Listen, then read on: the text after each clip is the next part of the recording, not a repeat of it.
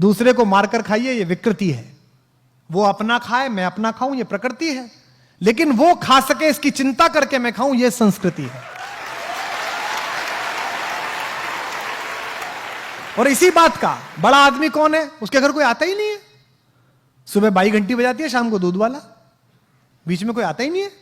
मेरे पिताजी मेरे घर आते हैं तो वो लोगों से कहते हैं, बड़े खुश होते हैं, कहते हैं यार ये आदमी ठीक है, इसके यहाँ 10 आदमी चाय पीते हैं, 20 आदमी खाना खाते हैं, 5 आदमी सोते रहते हैं, ये ठीक है।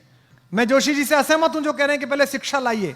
शिक्षा तो लाई है, लेकिन हिंदुस्तान की दुनिया की जितनी समस्याएं हैं वो किसने पैदा करी? आइए, शिक्षित लिखते हैं, अशिक्षित लिखते हैं और समस्या लिखते हैं। आइए, पहली समस्या बेरोजगारी, किसने पैदा करी भाई? शिक्षित लोगों ने, क्या अशिक्षित लोगों ने? शिक्षित लोगों ने। गांव में सबके पास रोजगार था, गांव में सब लोगों के पास कुछ ना कुछ काम था। लकड़ी वाले के पास लकड़ी का काम था, जूते वाले के पास जूते का काम था, लोहे वाले के पास लोहे का काम था। सब एक दूसरे को भोजन दे रहे थे, सब एक दूसरे को अन्न दे रहे थे, सबका काम चल रहा था। आपने सुना गांव में कोई भूखा मर गया? नहीं मरा। ये शिक्षित लोगों ने पैदा की। प्रदूषण किसने पैदा किया? गांव में प्रदूषण देखा कभी? किसने पैदा किया? शिक्षित लोगों ने।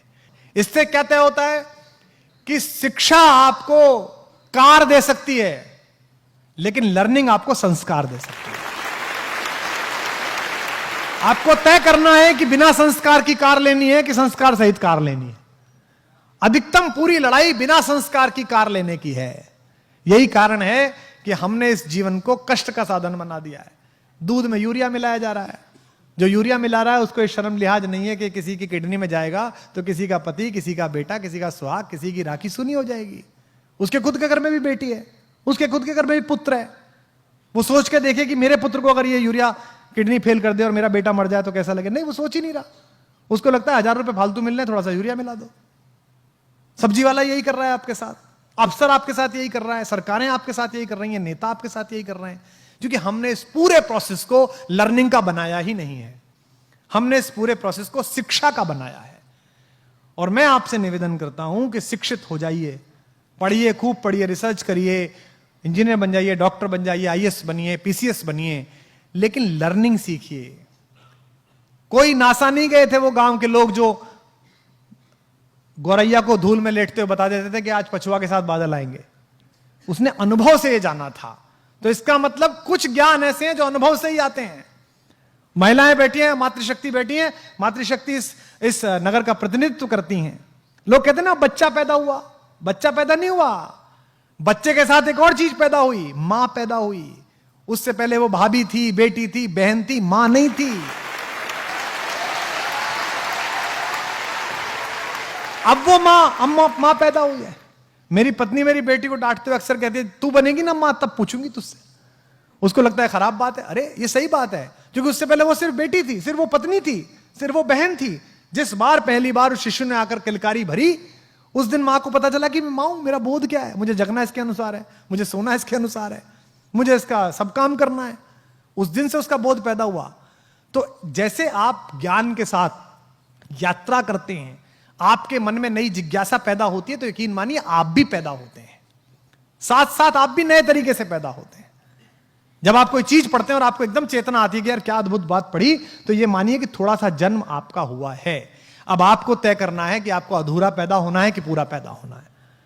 आपको विकल दिव्य अंगों के साथ पैदा होना है कि संपूर्ण सुशोभित शरीर के साथ पैदा होना है।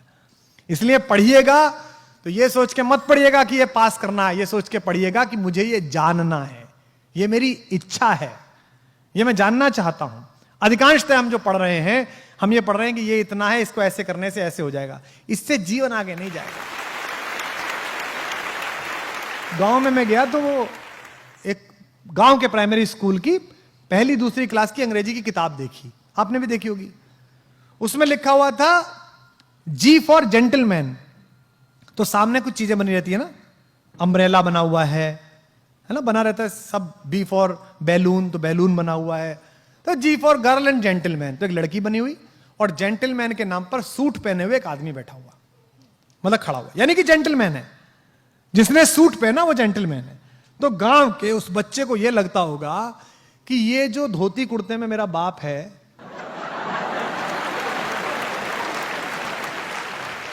ये जो खेत में जाता है, गुरु ये जेंटलमैन नहीं है। जेंटलमैन कौन है? जेंटलमैन पीडब्ल्यूडी का वो चोर क्लर्क है जो सूट में आता है रोज सुबह सुबह।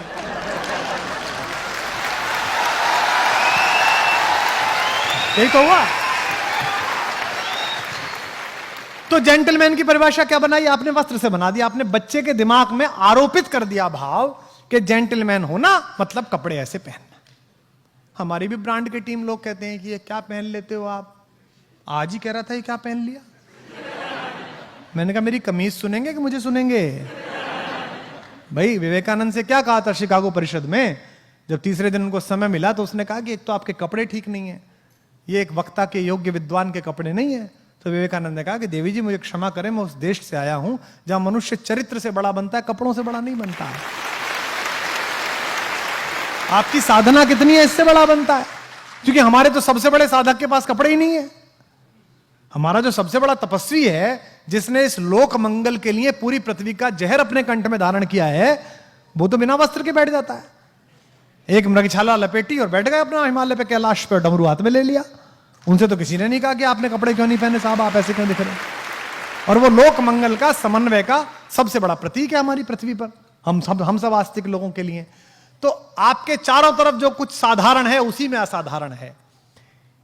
इसलिए जितने लोग यहां पर हैं, अगर परंपराओं से आपको कहानियां प्राप्त हुई हैं, पुराने लोग बैठे हैं, याद करिए कि बचपन में क्या कहानी थी। बचपन में कहानी थी कि आचार्य धौम्य ने अपने शिष्य आरुणि से कहा कि भाई मेरे खेत में पानी लगेगा, तुम वहां चले जाओ बेटा। तो वो चला गया, वहां मैंड गिर गई पानी को रोकने वाली, तो उसने अपना शरीर अड़ा लिया।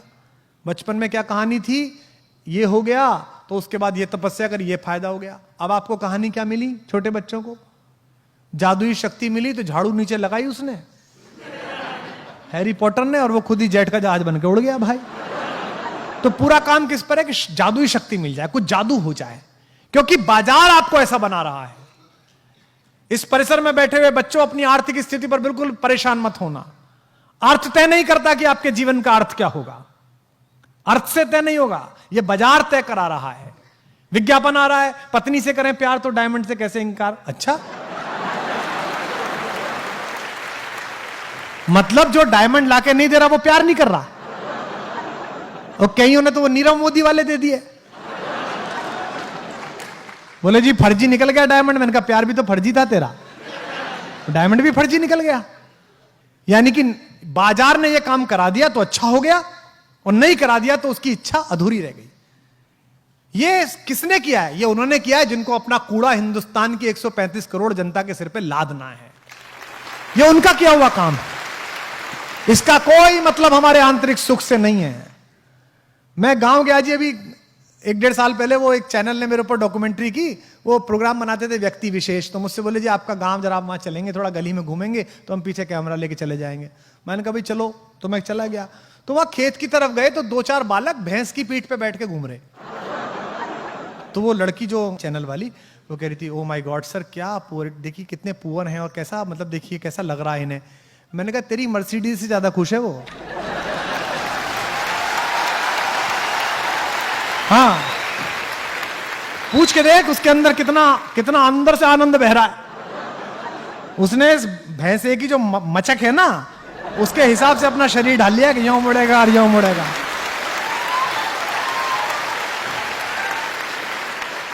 पर हमने बना लिया है। अंग्रेजी नहीं आती तो हमें, अरे क्यों, मुझे क्यों आएगी भाई। हिंदी खराब बोलते समय कभी गिलानी हुई, कभी शर्म लिहाज आई कि हिंदी खराब बोल रहा हूं? फिर अंग्रेजी खराब बोलते हुए गिलानी क्यों है? अरे मेरी भाषा नहीं है, मैं सीख रहा हूं, खराब ही बोलूंगा यार। अब अच्छी आ जाएगी तो बोल लूंगा, ना आएगी तो कौन सा प्रॉब्लम पड़ रही है भाई, ना आएगी तो क्या हो जाएगा। लेकिन ऐसा बना लिया है कि अंग्रेजी, जब तक आप अंग्रेजी जरूर सीखिए, बोल लीजिए।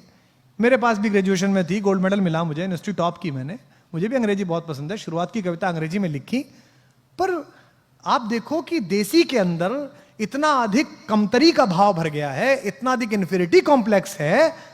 निज भाषा उन्नति है, सब उन्नति को मूल। आपको हिंदी बोलने में शर्म आती है, आपको बुंदेली बोलने में शर्म आती है, आपको इस महाकौशल की भाषा बोलने में शर्म आती है। और कितनी मधुर भाषा है, कितनी मीठी भाषा है इस पूरे क्षेत्र की। आप फोन करिए महापौर जी के घर पे, के हैं क्या मैडम? अब भाई तो इतनी हती है भाई, चली गई बाजार में।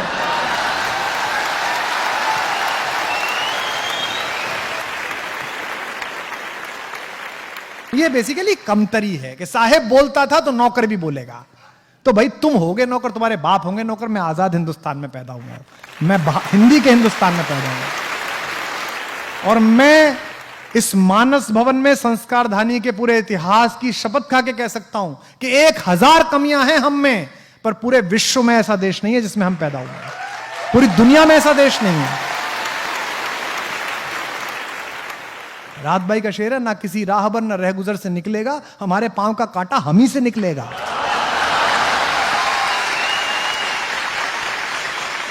हम अपना काम कर लें। हिंदुस्तान कोई लाल किले का नाम नहीं है, हिंदुस्तान किसी पार्लियामेंट की बिल्डिंग का नाम नहीं है।